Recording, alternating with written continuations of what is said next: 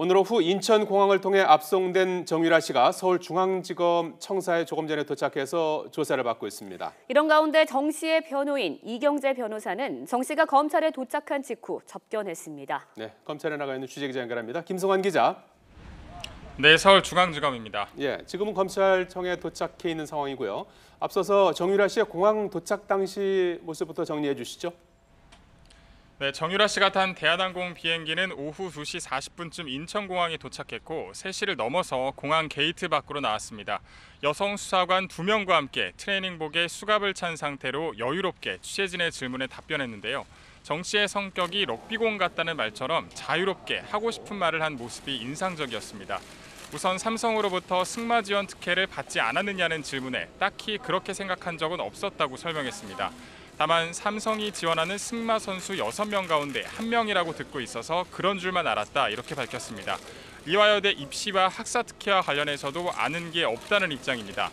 한 번도 학교에 안 갔고 가고 싶지도 않았고 전공이 뭔지도 몰라서 이와 관련해 할 말이 없다고 밝혔습니다. 또 어머니인 최순실 씨와 박근혜 전 대통령 사이에 벌어진 국정농단을 몰랐다며 자신은 억울하다는 심경도 털어놨습니다. 네, 그런가 하면 이경재 변호사가 정유라 씨를 접견한 다음에 기자회견을 연다고 했는데요. 진행이 됐습니까?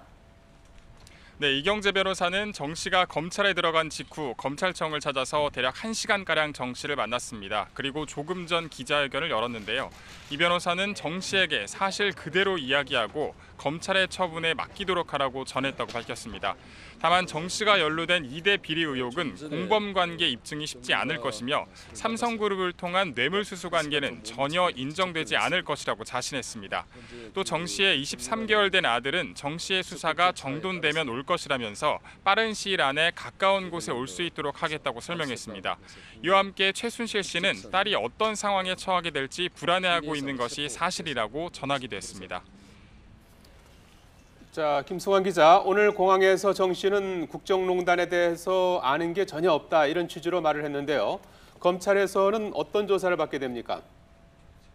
네, 정 씨는 공항에서 출발한 지 40분 만인 4시 20분쯤 이곳 검찰청에 도착했습니다. 검찰 차량을 타고 지하 주차장을 통해 들어가서 취재진과의 접촉은 없었는데요.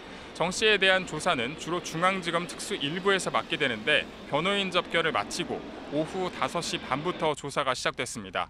특수 1부는 삼성그룹의 승마 지원 특혜 의혹 수사를 맡았고 현재 관련 재판을 담당하고 있습니다. 정 씨가 승마훈련비 등의 명목으로 삼성이 보낸 수십억 원대 자금의 최종 수혜자인 만큼 뇌물수수 의혹을 조사할 것으로 보입니다. 또 이대 교수가 줄줄이 구속된 이화여대 입시와 학사비리 의혹에 대해서는 첨단범죄 수사 1부에서 조사가 이뤄집니다. 여기에 외화 불법 송금이나 자금 세탁 등 최 씨 일가의 재산 은닉에 대해서도 조사가 이뤄질 가능성도 있습니다. 네, 아무래도 관심이 가는 부분이지 않을까 싶은데요. 구속영장 청구 가능성 어떻게 볼 수 있을까요?